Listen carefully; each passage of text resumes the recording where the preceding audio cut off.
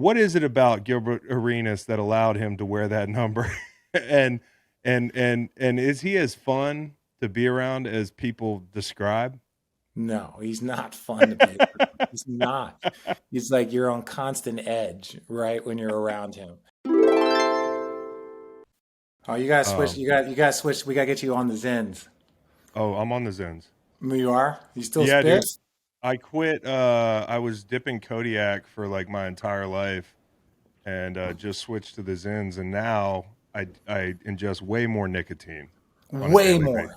bro. Like all day. What's the best Oh, Zin? What's the? I'm glad we're getting to the important topics right away. What's the best Zin flavor? honestly, I got smooth right now. It was good. Um, I don't know what else fuck it. Whatever they got Menthol, available. Mint or green? What was that menthol, wintergreen? menthol. Mint. Oh, Yeah, you menthol's you good. trying to get everything? Yeah, yeah, exactly. You trying to get it Um, all? yeah, no, I'm definitely a big Zen fan. Do guys in the NBA dip? Is that like I the one I thing that dudes are not doing in the NBA? I cannot speak on behalf of all or any players.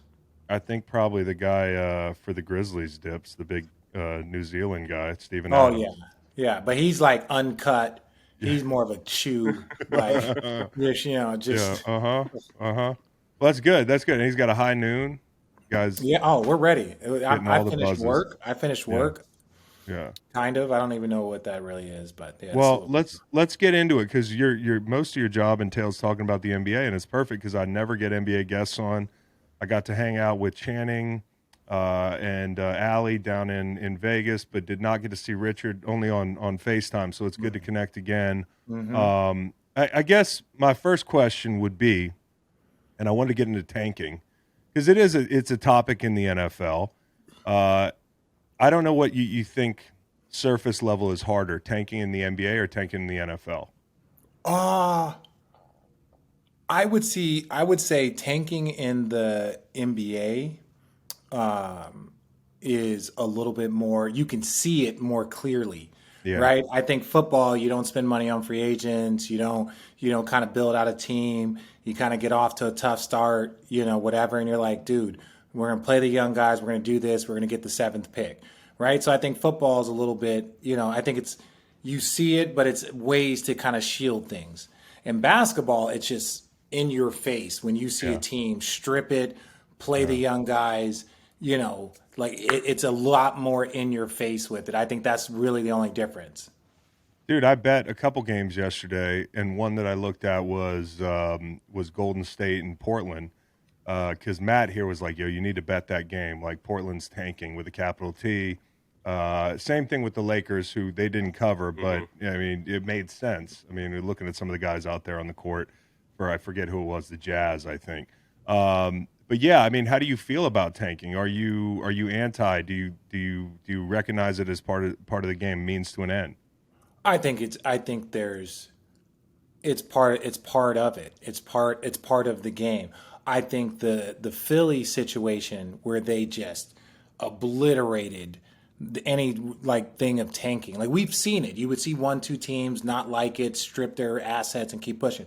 When Philly did it for so many years in a row, the whole trust the process, they got Markel Fultz, they got Ben Simmons, they got Joel Embiid. They had other top picks in there too that Mm-hmm. didn't work out. Uh, uh, Nerlens, the Mm-hmm. big fella. So they kept doing it, and I think that's where it was like, oh, this is so unbearable to watch and see for Philly fans. But I think teams should. You look at LeBron James, number one pick, Tim Duncan, number one pick. Like all when you start looking at the once in a generational talents that you can get in basketball, that can be your kind of icon for 8 to 10 years Yeah, easily, yeah. and if they're great, further. Well, it's even more important in basketball because I feel like you could tank for a player in football. One, it's going to be harder to pay that guy in 4 or 5 years because of the rookie wage scale, and then the fact that it's going to jump way up, and then two, like it's football, it's inherently more dangerous, and so like you could tank for somebody, but they could be sold for parts in 3 years because they're all fucked up, and it's also probably an easier sell to a basketball player on a team like, hey, we kind of know what time it is this year. Whereas like I've been on an NFL team that was quietly maybe tanking. I played 8 years in St. Louis. We were really bad.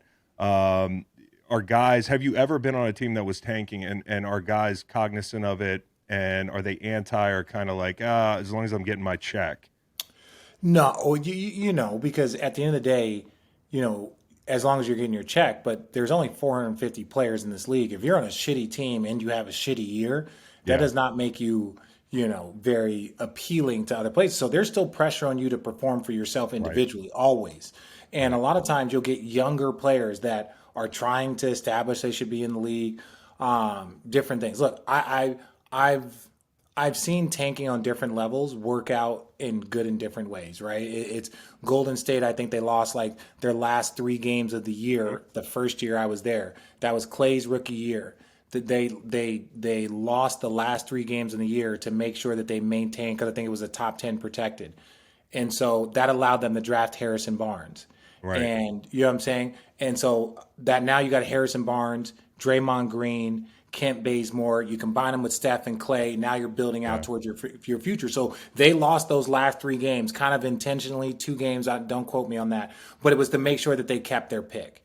Yeah. They keep their pick. It turns into their starting small forward when they win a championship and win 73 games. And that was just a little tanking at the end because they were a shitty team. And they're like, damn, we should keep it's very similar to what Dallas did. But Dallas had a chance to make the postseason. The Golden State was already out of the postseason. That's the big difference. Isn't it weird though? Like face value as like a casual NBA fan, I look at Luka and I'm like, that's a guy you can win with any night, right? Like they've been kind of disjointed there, and it's no secret. And we're talking about Luka moving on in 24, that sort of thing. But like here's a team. It's good for the league to have this guy in the playoffs. Is it worth the protected top 10 pick, which is what you alluded to earlier? And really, is there any chance? I mean, the chance is really minimal that they end up with the first pick, right? Because 2% chance to get Wembanyama. It's mainly about the protected pick, is it not? With Dallas. Yeah, well, San Antonio had a 2% chance to get Tim Duncan. Oh yeah, and the Celtics had the biggest chance. So it's like 2%. People win the lottery every single day, right? And your percentages are far less than 2%. Yeah. I don't know. With Luka, this is what I think people, don't understand. It's hard to figure out the puzzle pieces around most superstars. It is. Yeah. That's why whether it's Shaq or LeBron, like once you figure out the puzzle, then it's like, okay, here's the equation. It was the same with Giannis. It's the same with Jokic, right? Like you learn how to do it, and they haven't figured it out yet. They haven't figured out how to pair those pieces with Luka, and that's the biggest issue, because for Luka, he's so talented, but he still needs the right help. LeBron, it was like, once you give LeBron another playmaker and shooting around him, you can fucking accomplish anything for the next 10 years. That was always the equation. Shaq needed another high-level perimeter scorer. Didn't matter if it was D. Wade, which he won a championship, Kobe Bryant, or Penny Hardaway, right? Who he went to the finals with. Those 3 guys, there were similarities. And you could rank them in 3 ranks, and you would get the most success that Shaq had. Kobe was probably the best. He won 3 championships with Kobe. D. Wade is probably the next best, and he won a championship and played really well. And then Penny Hardaway is probably the 3rd best, and he went to the finals with Penny. Penny got hurt, so we don't know what he could accomplish. But my point is that when you're looking at how you construct a team around a superstar, it can take time. And Luka's so young, and he's been good for so long that it's like you almost expect them to have figured it out, which they haven't. It took them a long time to figure it out for Dirk. What do you think Luka needs, to your point about, Shaq or LeBron and what they needed? I think Luka needs, one, I think Kyrie is the ultimate. He's a Batman at times, but he is like a top-tier Robin. He is next level. Next to KD, they were having tons of success. Right. Next to LeBron, he was having success. Right. I think if you try and put him as the Batman, I think that's where the question lies. But I think being next to Luka, Kyrie's one of the best fourth-quarter finishers, scorers in the league, all those things. I think you need to figure out the other pieces. Who are the other pieces? What do they look like? Right? Do we need tons of defense on the wings? Do we need 3-and-D guys on the wings, which is probably that? Do we need a shooting power forward? Do we need like Clint Capella, a big finishing center, right? What do we need at the center spot to make these guys go? So that's where it becomes like trying to figure it out. But first step getting another superstar next to him, and Kyrie is a superstar that can play with stars and studs. Would it be fair to say that it is more likely that Luka finishes his career in Dallas than Dame in Portland? That's tough.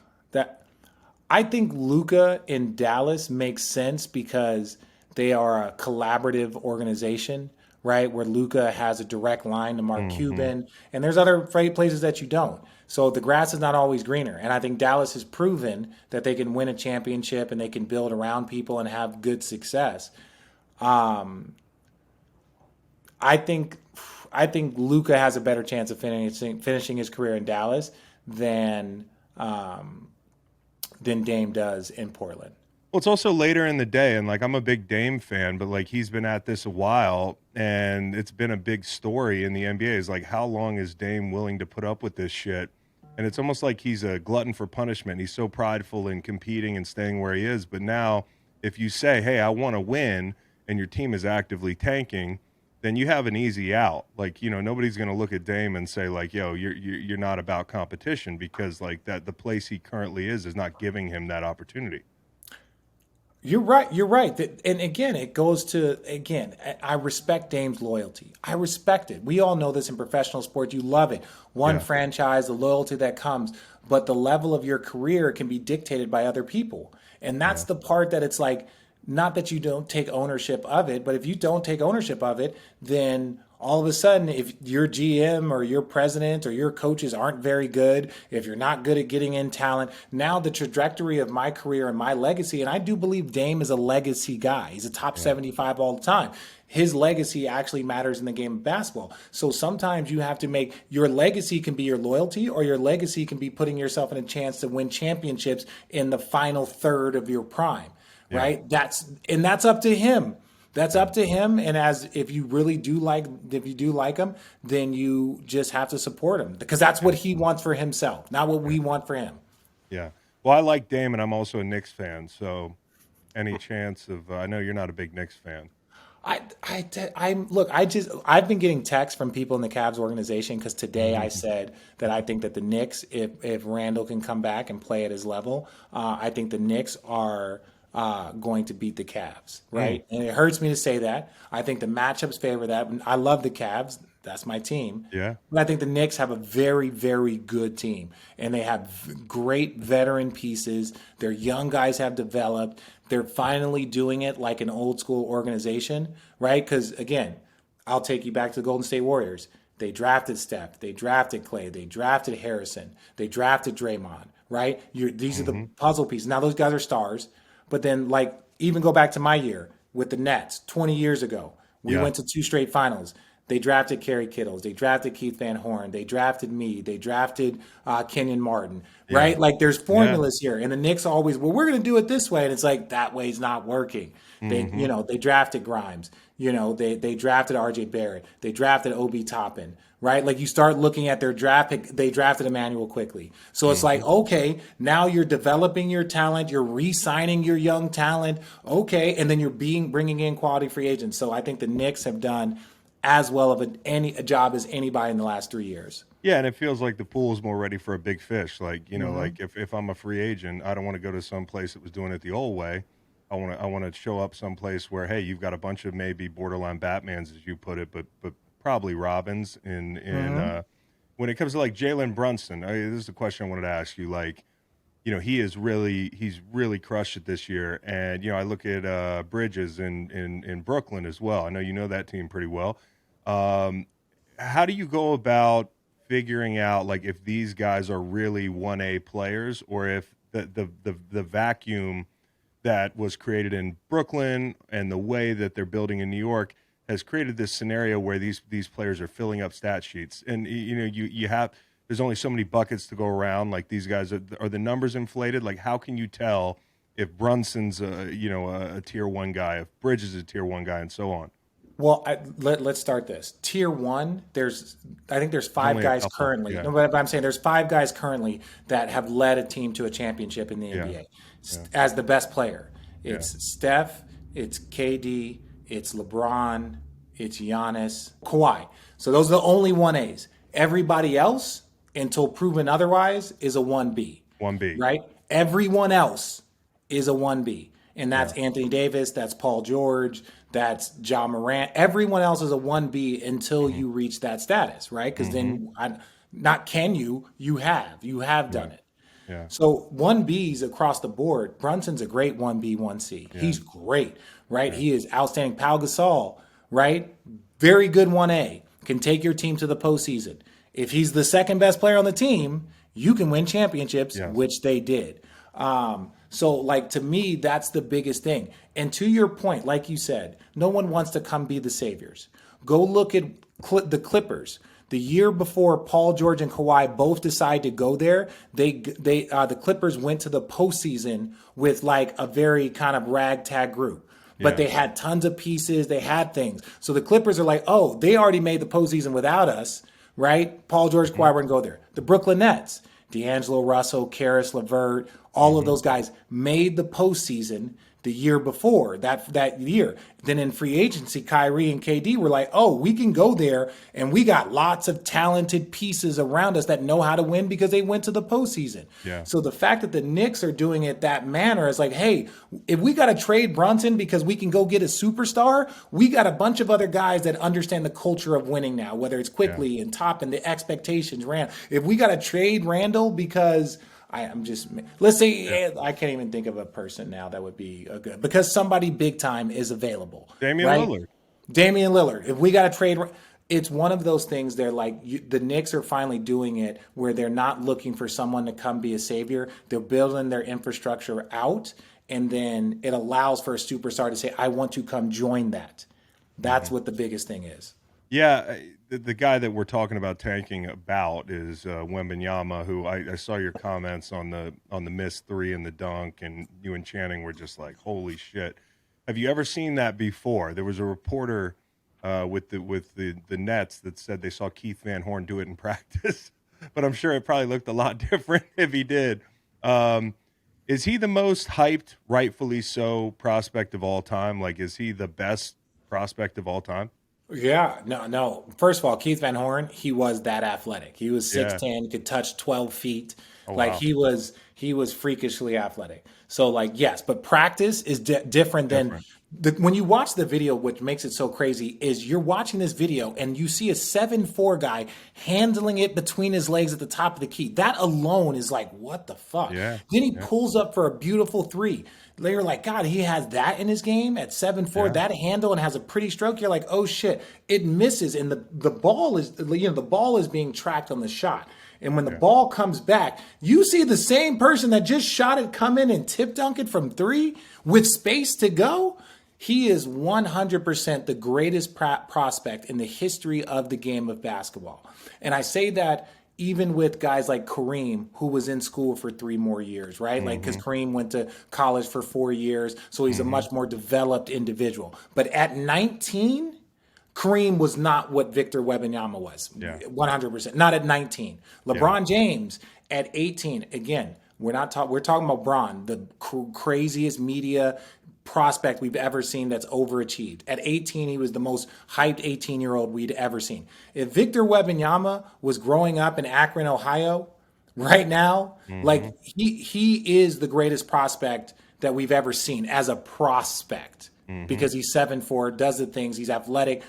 Rudy Gobert, there's a picture of Rudy Gobert looking up at him. Like, and you're like, Rudy Gobert's the biggest man in the league, like by far almost. Yeah, it didn't look like it the way he landed that punch, though. No, that wasn't a punch. That was a push. It's a push. That's what I said. That's what I said. It's a push. Yeah, that's what I said. If you want a punch, it's to the face. Yeah, not a gut punch. Yeah, Like that. That's what I'm saying. It was a push. It was a push. 100%. So how has the the attitude among players? I know fans are really interested in the European game, but I always felt like and watching back Last Dance and seeing like the shit Tony Kukoc got for being European player, and like it is sort of an inherently like, hey, this is our fucking game, man. Like and the finesse that people rightfully or wrongfully assigned to their idea of like the European game. Over time, some of these draft picks flamed out, like Bargnani and we've had a few of them. Milicic. has the player attitude towards European players changed over time? And is it a harder road for European players because of the way American players kind of view them? No, and that's actually let me say this. That's a great question, but I think that gets to the culture of basketball, right? The Yeah. culture of basketball is so inclusive. It's so Yeah. inclusive, and that doesn't mean others are exclusive. I'm just saying inclusive, and when I mean inclusive, is we have been taught from the very beginning it's about growing the game of basketball. Right. That's like ingrained in us. When we go back to the 92 Dream Team, that was about the growth of the game of Hmm. basketball. In all of our meetings, it's about the growth of the game of basketball. So we love it when Europeans are coming over and other guys. Like I had friends that were Serbians and Croatians and guys that are, from Slovenia. So it's like people that I still keep in touch with today that are like my boys. Hmm. So the game of basketball is always, do we have a little bit, oh yeah, this is our game? Yeah, Hmm. damn right we do. But Hmm. we're also not stupid. We know the more Giannis's that come over and Jokic's and then Embiid's, Hmm. but it's still like as a core, right? I would say whether it's Yeah. football or baseball, we feel a pride that comes from like an American sport. But universally, all of us, because it is a melting pot, there's so much respect. Like I lost to Argentina in the gold in the Olympics, Yeah. but Manu Ginobili was my teammate. I fucking love Manu. Yeah. I'm not like walking around saying, I can't stand Argentina, screw Messi. No, it's like, dude, that's Hmm. my brother. Like, I'm pissed we lost, but like, congratulations. I know what that meant for your country and for your legacy. Fucking good for you, bro. So I don't think that the game of basketball is that. But now European players coming over here, there is a tough language barrier. But the thing that I will say is some of these guys are turning professional at 14 and 15. That Right. gives them a skill advantage over most American players where they could just do a GED and learn multiple languages and fucking do basketball 6 hours a day at 15, 16 as Yeah. professionals and make some money. That's better, in my opinion, than what the NCAA has infrastructured for us. And listen, like, you might look at a player from Duke. He played in Cameron Indoor, but like Luka played where they were throwing like Molotov cocktails at the fucking court. So, like hearing about some of these stories, the pressure that these players have had to deal with from a young age. I mean, it's almost like a breeze for some of them getting over here. I don't mean from a basketball standpoint, but from like, what's riding on the game, the game, the scene at the stadium, the whole thing. And the resources are much better. Oh yeah, well, and make no mistake, this is one of the things that I think there's a weird connective tissue. Like I played with guys that were Serbian and Croatian that Hmm. were born during the conflict, the war, the Hmm. breaking up of Yugoslavia. Like I had a Serbian and Croatian teammate sit next to each other, and they were like, "Oh, if our dads sat next to each other, they would try and kill each other." Hmm. Right? Like these guys, some of these individuals are coming from like that's a war zone. Hmm. Chicago, it is a war zone, but it ain't a war zone with bombs going off and Hmm. families fleeing and becoming refugees. Like, so I'm saying is that like there's some guys that come over that are like, oh, fucking you're not tough. I know tough. I've seen tough, right? So Hmm. they have the and again, not everybody is from those countries, but there You're are right. guys like from the Congo, from Cameroon, Yeah. from like Giannis, I believe they were refugees from Nigeria living Yep. in Greece with no Agreed. shoes. Like like there's a toughness of like, oh, screw, like I don't care that you're not tough. I don't care if you're from Chicago or South Central, Yeah. like New York City. I don't care. And so Yeah. there is an air of confidence that comes with them from a different pool that they would pull from. Let's talk about the playing games. Let's go. I feel like a couple of these teams are kind of in the worst situation. Like the 9-10s, they're kind of like in the NFL where you're picking in the middle of the draft and you don't have a quarterback. Like they're not in the lottery. They're probably not going to get in. But, I heard Kendrick Perkins talking about Miami and how Miami might be a really tough matchup for the Celtics. Is that the team in the East that could make the most noise if they get in this thing?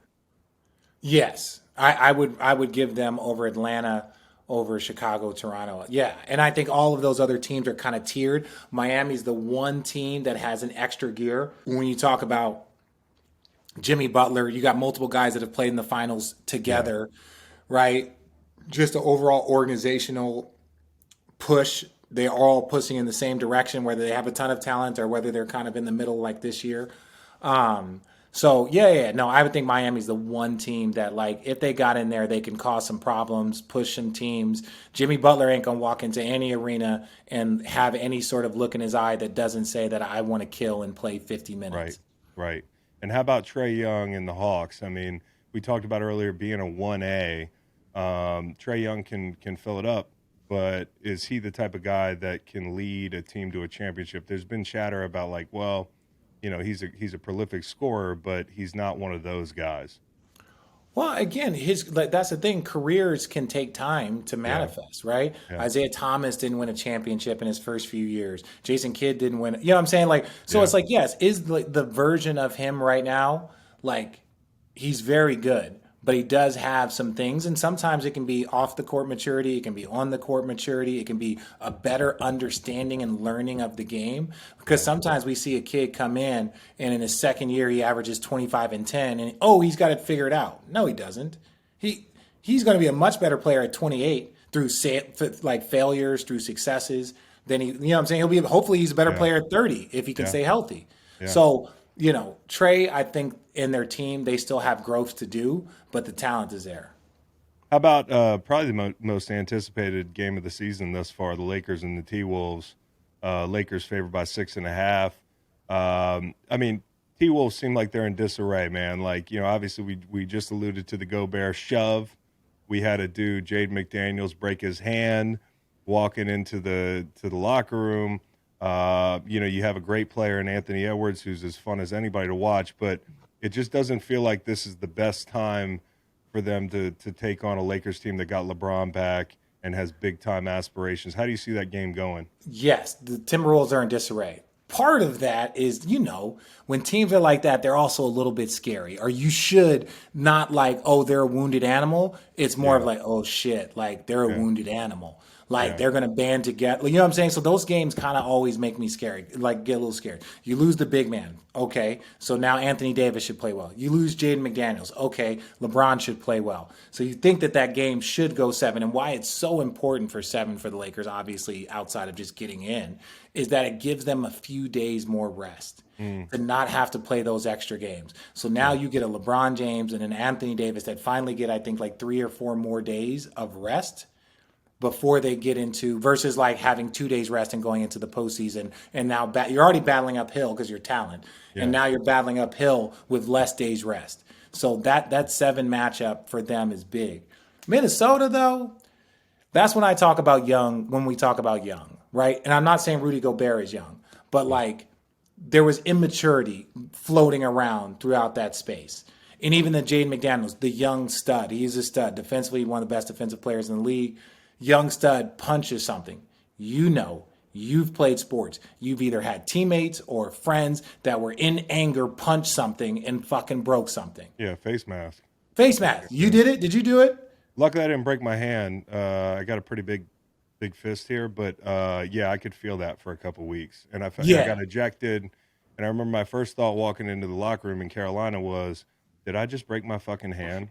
Like, this is going to be the most embarrassing thing in the world. Yeah. And it's just the emotion, and you punch something that you shouldn't be punching. And you know this. That's immaturity. Like did you ever do it again? No, not that I can remember. Yeah, so Jaden McDaniels, a young player, and I think his 3rd year, does this, and now he's missing the rest of the postseason. Yeah. And literally when you watch the punch, you can see him grab his hand right after. Yeah, he knew. He knew right away. Was this the worst trade in NBA history? Somebody called it that today on Twitter. No. Those people, they missed their all NBA power forward in Karl Anthony Towns for, it feels like 50 games of the season, right? Rudy Gobert, it took him a little bit of time to figure out what he's going to do. They bring in Conley, and then all of a sudden their team has been playing better. One of the things that, if you lack respect for appreciation, one of my favorite things about Any Given Sunday, again, football reference, is when Lawrence Taylor is talking to Jamie Foxx saying, without defense, your offense ain't shit. We work together. You are not more important than us, right? We work together. And if you don't appreciate what Rudy Gobert does and you start to devalue it and say like, oh, well, you can't make a shot, but motherfucker, this entire defense, I clean up every goddamn night. Don't you disrespect me. Right. Right. So, Yeah. and then I don't know if you've heard the audio of there's an audio floating around of some things that were said by Kyle Anderson. Yeah. But like some things so there's an audio floating around of him like talking shit. I heard And it's bitch like, a few yo, times. Yeah. yeah, if you're going to say those words to me as a man, like you provoked it. Both of y'all motherfuckers should be suspended, in my opinion, for the shit that you said and the shit that he did. Yeah. What did you ever see fights with teammates? I mean, obviously you had fights in practice, but like how was that handled in the NBA? Did it linger? Because in the NFL it was always like, hey, we'll try to leave it on the field if we can, but sometimes things are so personal, they spill over in the locker room, and then maybe there's a second dust up, and then people don't get along for a while. What was it like in the NBA when you had to conflict resolve something like that? Well, look, they again. When the Draymond thing happened, there was a lot of talk about it, and it happened a lot. It used to happen more, but they don't practice as much because there's guys that are trying to get in the starting lineup. There's guys that are trying to get in the rotation. That's where the intensity comes, and coaches like it. Coaches like to see younger people that are hungry or veterans that have been out of the rotation take practice seriously because then it means that they're going to be hungry in the game. You know that translation. Yeah. So, but they don't practice as much, so it doesn't happen as much. As far as inside of the between the lines, you know that it's unprofessional. At the end of the day, it's unprofessional on both their parts. You can do it. It won't be the first time. It won't be the last time Bones Highland and Plumlee got into it with the Clippers. It's not, Spoelstra and Jimmy Butler, although no hands were thrown, but they got into it, last year. All of these things are just a part of it. Once you cross that boundary, I think everybody's fucking at fault in that. But for the most part, guys would do it. I've been in fights with teammates or we've had to be separated, stuff like that. And you just keep it pushing. Yo, Jimmy Butler just guaranteed a win on the internet. Well, he didn't do it on the internet, but that's where I read it. If you're one of his teammates, are you just like, all right, fuck it, I trust this guy? Like, if he's going to say that, does that put more pressure on him or the other team? Does that give does bulletin board material real in the NBA? I'll tell you what, if Jason Kidd, and I'll talk about the best players that I play with, not saying that they would do that, but if Jason Kidd, LeBron, Dirk, Tim Duncan, if any of those players, Steph, said, "Hey, we're gonna get a win," I believe that we're gonna win and get it. That makes me hyped. Yeah. That makes me hyped. That means that one of the best players in the league is at his most focused and is taking accountability of the statement right away. This isn't the Super Bowl where it's like, oh, guarantee a win bullshit because every motherfucker's there to win. So, yes, I believe that we're going to win. I'm not going to guarantee it. Right. But at the end of the day, yeah, I like it. I like it when my best player is doing that because I'm there ultimately for support of him. Yeah. So looking at the East, I think 1 through 3 really good teams. We can kind of debate whether or not they're the 3 best teams in the playoffs, but there is an argument to be made that Phoenix might be the best team in the West. Who do you think poses the biggest threat, the biggest matchup problem for any of those teams in the East if they get through to the finals? I would say Denver. I would say Denver, Golden State, if they can somehow figure it out, getting Wiggins back, and they got Gary Payton II, Wiggins. Those guys, I would say. I still don't think that, they are where they need to be. I'm not saying they can't get it done because I'm not counting those bad boys out. But I really don't see anyone. Denver's the one team that if they were to match up, they have the best, well-balanced roster. They got depth. They got defenders. They got three-point shooters. They got another guard that can go get it. Aaron Gordon is a fucking problem. They got Michael Porter Jr. who can knock down threes at any rate. So they have the best constructed roster out of anybody in the West. So they are the one team.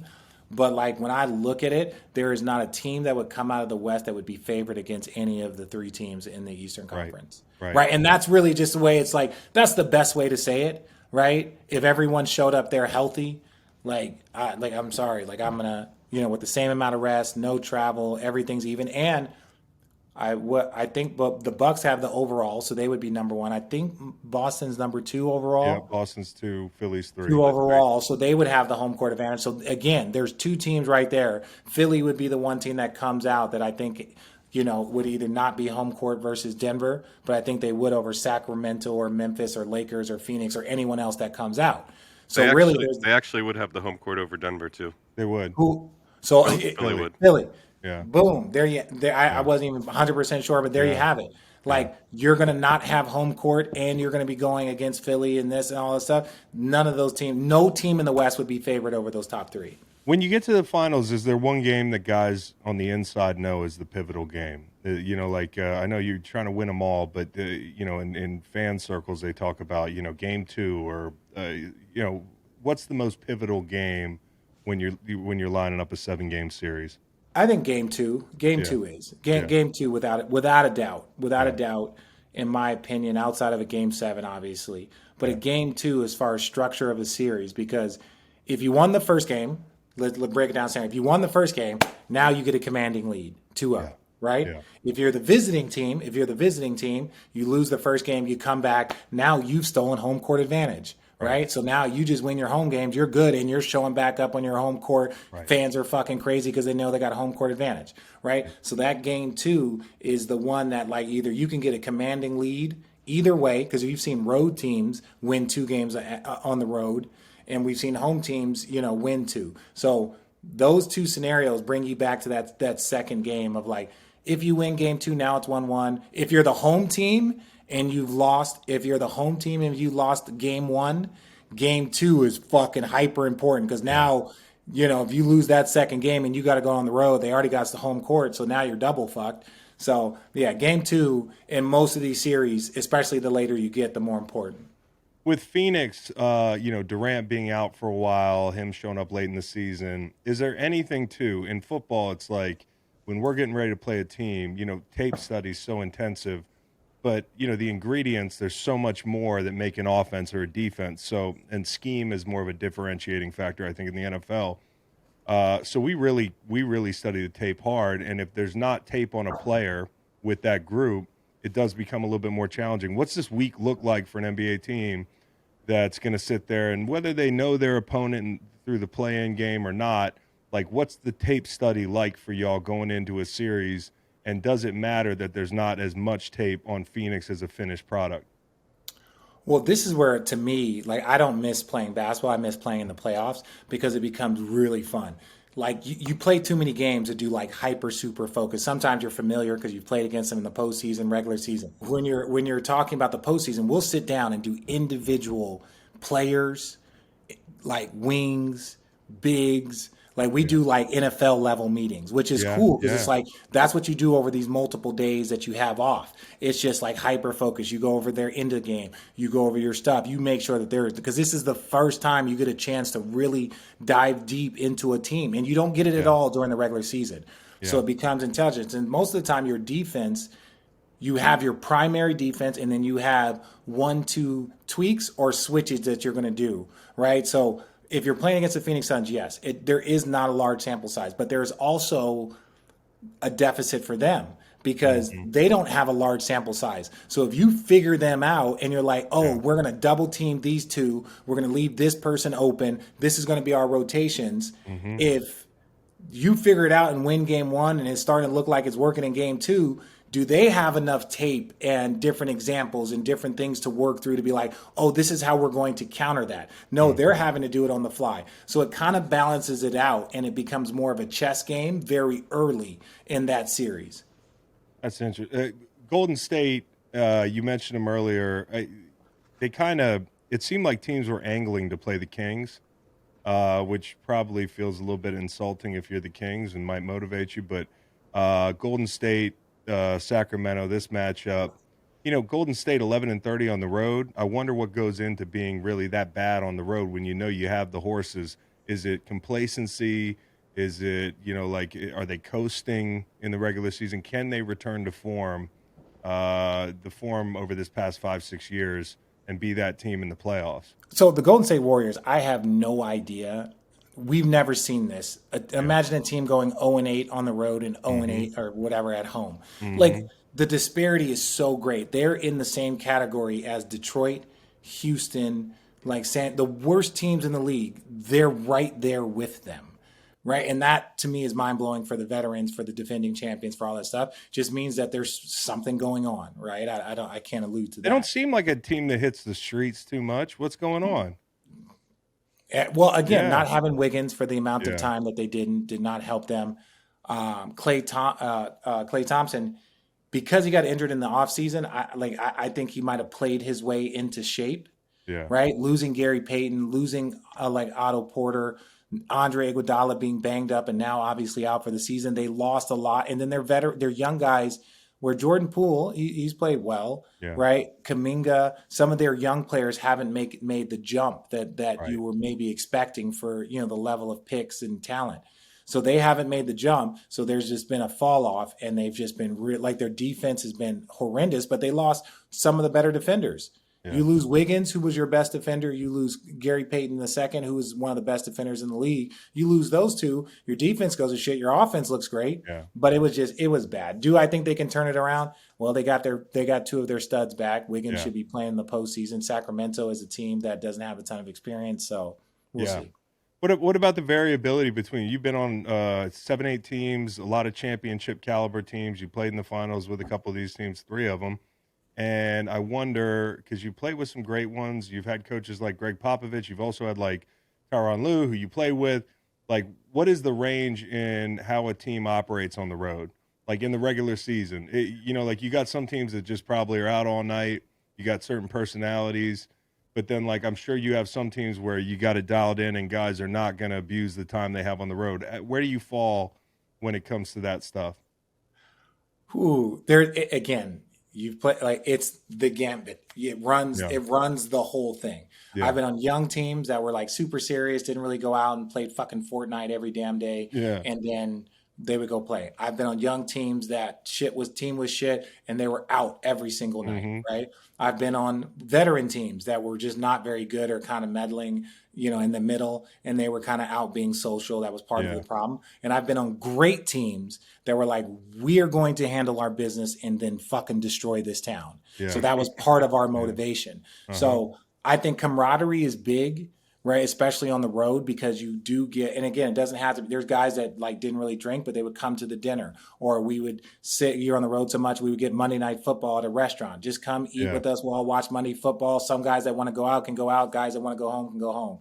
But it's just the camaraderie. I think the best teams have the best camaraderie. Doesn't mean that they all get along, but they do a lot of things together, because if you're going to be in that fight for 2.5 months to try and go accomplish something great, it's going to get dark. It's going to be ugly. You're going to get pissed off. You're going to get called out, and you have to have a connective tissue to go through those moments. The San Antonio wine dinners I've heard about. Is Pop like, what do they call that when somebody's a connoisseur of wine, or a sommelier? Yeah, sommelier. Yeah, sommelier. That's the word I was looking for. Is he like sommelier? Who the fuck is over there commenting fucking wrong shit? Yeah, exactly. The guy who used to be a fucking teacher can't even figure it out. I figured it out. Me and Richard figured it out. Yeah, and we're not the smartest people here. No, we're not. What was Pop like on the road? Pop was amazing. So I think it started back when like Steve Kerr and I think Danny Ferry, like Pop was like, hey, if you guys ever see me out at dinner, like I'll buy you guys dinner. That was his thing. So these guys would figure out where he was going to dinner, and then they would go to dinner and like sit. They would, and again, Pop is a huge foodie wine guy. Yeah. And then with his coaches and all that stuff, he would just get them all together after in different towns and whatever, and they would just drink and eat forever. And Pop would go to one restaurant for appetizers, another restaurant for fucking main courses, and another restaurant because they had this amazing tiramisu. That's the type of like schedule Pop is on. And all those guys are like, hey, you got to kiss the ring. He's the Godfather. Yeah. So you do it, but you also are getting like a fucking icon of sports wealth and knowledge, and he's more than just basketball. He's a social issue guy. Yeah. So like, yeah, it's intense. But as the team dinners, oh yeah, they're great, and no one wants to be the first one to get up. It's like, guys, we've been here for 2 hours, and there's 25 of us, and they're just crushing wine. Can we go? But it's always fun. Were you 8-hour sleep guy? No, 5.5, 6. 5.5, 6. So you were out there sometimes. Well, no. Sometimes, but I can't sleep more than 6 hours in a row. Damn, dude, that's a curse. I slept 9 hours last night. Fuck off. Yeah. Richard, do you think Pop cares about the all-time wins record? Yeah. No, I think when he retires, he'll look back on a lot of things.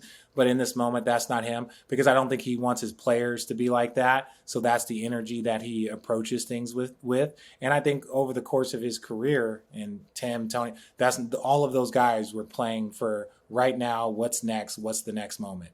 So I think that's kind of his approach. And trust me, he will talk to you more about gun control, political issues, social issues. He will talk to you more about that than any record that he has or broken or championships or any of that. All right, so talking about your career a little bit with the Nets, man, early on, those were fun teams. They just played the wrong teams in the finals. I felt like, I kind of wonder, your career kind of not wraps up, but in 2016, you win that championship.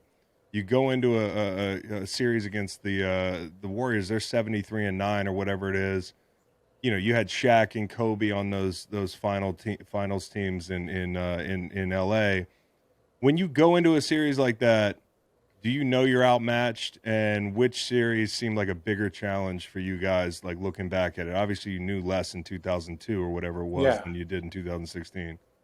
Well, that's why I try and tell people where winning championships should not define a player's career, even great players.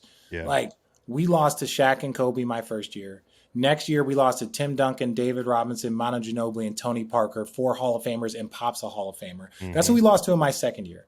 Fast forward 13 years, we go against the 73-9 team in the finals. And the next year, we go against the 73-9 team that added Kevin Durant. It's fucking hard to win a championship. Yeah. It's damn near impossible. Yeah. And so, you know, when I look at like what I learned over that time period and like winning some of these things is that, you know, no player should yes, it should be a part of the conversation of a person's talent, especially if guys can win finals MVPs or be like Robert Horry and be a contributor. Yes, that's big. But no, winning a championship is hard. And when I would say this is like Shaq was the most dominant player. I talked about it on JJ Redick's podcast. Shaq is the most dominant player physically that I'd ever seen. I've never seen Will Chamberlain. But like Kevin Durant and that Warriors team, those couple of years, there was no beating them. They were the one team that if you played good and they played good, they would beat you. If you played great and they played good, they could beat you. And if they played great, there was no beating them. So the equation for beating them there wasn't one that really existed. So safe to say you were surprised you guys won that series? Previous year before Durant. Yeah, but in 2016 though. Surprised, yes, but not in the moment. Not in looking back, yeah. In the moment, it was like we were terrible in the first 2 games. Game 3, we figured it out. Game 4, you give them credit. We just didn't. We didn't handle it. We didn't handle the fourth quarter well. Congratulations to them. But we felt like we should have or could have won that game. But once Draymond went out, it gave us a little bit of a window. We took it open, and then they started getting broken down because they had a really long, hard stretch to get there. They were down 3-1 in that OKC series. So they had to expel a lot of energy. Right. So they were locked in those early games. But as the series went on, because we cruised through our conference. So as the series went on, Andre Iguodala started getting back spasm. Andrew Bogut gets banged up. So you could see that it was starting to wear on them. That winning 73 games and then being down 3-1 in the conference finals, you're fucking tired. Yeah. Say what you want. You're tired. Yeah. And they were that great that it took that much for us to still overcome. That's how great they were. So you almost retired after that? I heard I tried. You tried to retire, but it seems like LeBron's a pretty powerful GM. Did it feel like maybe the greatest compliment you ever got that LeBron seemingly was like, "Hey, Richard, no, you're playing another year"? Well, it wasn't. Contrary to probably, LeBron did not do those negotiations. No, it was like for me, it was like one. It was a part of like I kind of wanted. It was just fun. Yeah. I was retired. I'm done. There's nothing else for me to do. It was my 15th year or whatever. I'm done. Secondly, I think the one part of the reason why I came back was very quickly, like a few days later, is going through that experience. And I wanted to go into every arena as the defending champion. I wanted that experience. I now know what it feels like to be a champion. I want to go into the postseason as a defending champion. Yeah. I want that experience. And because I've never experienced it before, I felt like that was such a valuable thing to not miss out on, right? Because you'll always be a champion. Yeah. But to walk into arenas and walk into buildings and walk in there as defending champion, I felt that was great. And look, we were close we had a chance to be 2-time defending champion. Yeah, that resonates, man, because when I won in New England, I left in free agency, and I never got to do the, opening night. They put the banner down. You don't get a chance to defend it. And in football, it's such a hard thing physically, mentally, emotionally. Mm-hmm. And I remember wanting to retire after 2017 in Philly and thinking, I am going to be so fucking mad if they win another Super Bowl and I'm sitting at home. So I literally came back because of FOMO, which is packaged differently, but it's the same thing. No, it's like, packaged the same. It's packaged the same. Because I was like, oh, we're the best team. I was like, oh, we're the best team. And that's part of the reason why, in my opinion, Kevin Durant, I won't say part of the reason. I think he's an intelligent basketball mind. And so if that didn't go into the equation of like, look, Bron got this whip around him with Kyrie and fucking Kevin and all these veterans, and they just beat the team that we couldn't beat. Like, how am I going to think that next year is going to be better? Am I going to really sign a 4-year deal, 3-year deal? He was like, let me go, play with these other great players, which again, I don't knock it. I respect it, whatever. But we were close to it. Like going into like when the season ended, then free agency started, and I was like, oh shit. Yeah, and everything changes from there, but you don't want to be sitting on the couch, No. What is LeBron like on the team playing? I know some guys are playing Blu-ray, some guys are probably watching movies. Like, what does LeBron James do on the way back from a road trip? Where does he sit? Does he have his own section? No. He sits. He definitely sits next to Tristan Thompson because he just signed him again. What is it about Tristan Thompson? He loves Tristan Thompson. Look, man, when you go through wars and battles with people, man, you know this. There's when you go through those battles, there's certain looks in your teammates' eyes that you can look across the board and say, oh, you understand. Yeah. You understand that. And look, he had James Jones on a team with him for a bunch of years, brought JR, and not him, but the Lakers brought JR back, before the bubble. Like there's something that goes into that. Like we're about to go into battle. I like battle tested people. J.R. Smith calling timeouts. Yes. That's my or guy. Not. Or not. So what? So how did LeBron handle the fame and everything, man? Like, because you got a front row seat. It's the biggest moment in his career. This guy is probably the most famous American athlete on the face of the planet. I mean, you put Tiger Woods up there and some other guys, but when it was time to be normal, could he be normal? Yeah, 100%. Look. I've seen Bron get emotional when the season's over because of wins and losses. Yeah. We won the championship, emotional. You lose in the finals the next year, emotional. And I say that because he cares about winning more important. When people are like, oh, he's fine out in LA. He came. I was like, no, he didn't. Have y'all not been watching this man for 20 plus years? This man wants to win at all times. Kobe wasn't happy just, being in LA. Yeah. Like no, these guys want to win. They're special. They're different. Like they're just wired differently. Yeah. But no, Bron is a great teammate. He does, again, it's Halloween parties. It's dinners every night. He can't go someplace by himself. So it's like him and Randy and Raymond, they're out there putting out the text saying, hey, Monday Night Football here, Women's National Championship here. Hey, we're going to watch this thing here. So he puts it out there and we all go there. We all break bread. We all eat dinner. He is a very big camaraderie guy.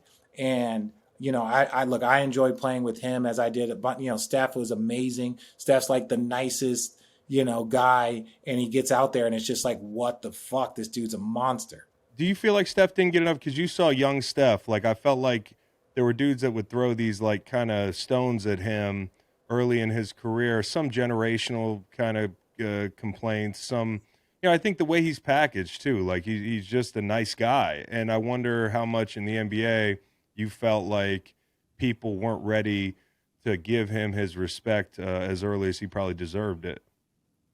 I think I agree. I think so. I think, that's part of it. You have to earn the respect. Yeah. And, that's why I loved what he said after they won the championship. What are they going to say now? Yeah. What are they going to say now? We won a championship before we had a super team, right? Then, then we won 2 championships with Kevin Durant. And then all of a sudden, no more Kevin Durant, and it's back to us. Yeah. What the fuck are they going to say now? That I love that from him. Yeah. One that lets you know what he hears, Yeah, he hears it. sees, he sees it, he's locked in. So I think there was, but success silences all critics. When they were shooting all the threes and he was breaking all the records, they're like, oh, they can't win in the postseason. That's they lose in the second round, they lose in the 1st round. And then Steve Kerr and Draymond Green, the way they manicured that defense and just all the things, those motherfuckers were off and running. Yeah. Right? Yeah. I think this was a championship that he looked at, like even the first year, Kyrie gets hurt, right? Kyrie gets hurt. And then the next year they lose. Right? No Kevin Love. Kyrie gets hurt in game 2. They were down 2-1 to that Cavs team. And you're like, dude, this team was 70%, 80% at best. So it's like for him, he's like, what are you going to say now? Break down this championship. And like after we were been banged up the last 2 years, break it down. Tell him, what are they going to say now? And he got his finals MVP. So I think all the respect that he has gotten from the first championship on has all been earned and respected. And I think he's one of the best ambassadors the league has ever seen. I fucking love Steph. All right, so 2004, you guys end up in the Olympics. It's a weird year. It's like some guys can't play. I know George Karl caught some shit. He's not that well liked. You don't have to say. But what was that like? Because we give out an award on this show when a team loses the road game. We give out a worst plane ride award. What was the aftermath of going there? And the lofty expectations that are put on that team, rightfully so. And, not being able to deliver, was that something guys wore? Yes, we always wear it. You don't recover from a Super Bowl loss. You don't recover from a national championship So it's that loss. important. It's that important to guys. Yeah. Well, yes, because that's a part of, I'm forever a part of that. 20 years later, you and I are having conversations on the podcast about it, right? It is that important. It's that big of a deal. Yeah. I would say this. I think what was more learned, and I think as players we understood, is that the infrastructure of USA basketball was flawed, right? The fact that like guys with no playing experience that have never met each other were put together. That was a level of arrogance from USA basketball. That's all it was. And at the time, it was not made an importance. The dream team came about because of a level of importance that we put into it. Fine, we're going to put our pros there. Then next one, we have a bunch of success, and then it starts to crumble. And they're like, okay, we're going to put more importance on it. We're going to have USA Select. We're going to have one coach that's going to coach guys for 3 years so they're not learning the system 2 weeks before the Olympics for the first time. Yeah. That's stupidity. Yeah. We're going to go against other NBA players and other because we're US, and then bring the youngest team with no international playing experience doesn't make very much sense. So the fact that the one thing I will say is that when you talk about worst plane ride, yes, but when you lose in that semifinals in the Olympics and you still have one more game to play, you got one, that you're already fucked, and you got one more game to play. And that game will decide if you go home empty-handed or still with an Olympic medal that you are not exactly proud of, but it is an Olympic medal. Yeah. That's a fucking hard game. Yeah. So like we buckled up, guys played great. We got it done against a team that had beaten us earlier in pool play. So you look at it as like, no. We didn't lose the gold. We won the bronze. And that was a very prideful thing that we went out and did. Well, also, as you just put it in so many words, like a really important Olympic team, because you guys figured out some of the problems that the Olympic team had, and the way it was set up and the infrastructure, as you put it. So I mean, it's a tough pill to swallow, but things have been different since. And I wanted to wrap up with a couple just random questions here. I mean, the NFL just allowed players to wear 0. Okay, so that's a tough number to pull off. I also think you got to be a different kind of dude to pull it off. The NBA, there's been plenty of guys that have pulled it off, but only one was called Agent 0, and I know he's a friend of yours. What is it about Gilbert Arenas that allowed him to wear that number? and is he as fun to be around as people describe? No, he's not fun to be around. He's not. He's like you're on constant edge, right, when you're around him. No, Gilbert's an amazing dude, 1. 2, the 0, part of Gilbert's psychosis is that he always approached things like people were counting him out, Right. right? And so, the chip on your shoulder, the zero, right, is, he can make that up however he wants. Or people counted me out, or they Mm-hmm. said I wouldn't make it, or whatever it is, whatever your inspiration is behind your number, he wore that with pride. So, yeah, not a lot of guys can pull it off, but you're right. There's only one Agent Zero, and that name was earned by him Yeah. because he was a monster out there on that floor. But sometimes your greatest strength is your greatest weakness. But no, I don't hang out with Gilbert. Gilbert, fucking no. I love him, but I don't hang out Yeah. with him. He Yeah. don't even Yeah. call me to hang out. Yeah, well, I mean, there was an arenas rule that let teams play or pay their second round picks that was named after him. It's a very important player and a Very lot of important different player. rights. Yeah, so Like, listen, he's got a lot of things, and he'll be the first to tell you about it. But he was outstanding, and they were like, we can't afford him, and there's no rules in the CBA that allow us to afford a player hmm that we took the risk on, and he hmm exceeded expectations. And now because all of you guys are dumb, he now gets to go to the free agent market, and hmm we don't. There's no like time, so they try to limit how much money he could make, and say, well, oh, if you draft someone in the second round, the most they can. It's like no, so that got fucked, and then he took 60 something million from Washington when been an all-star.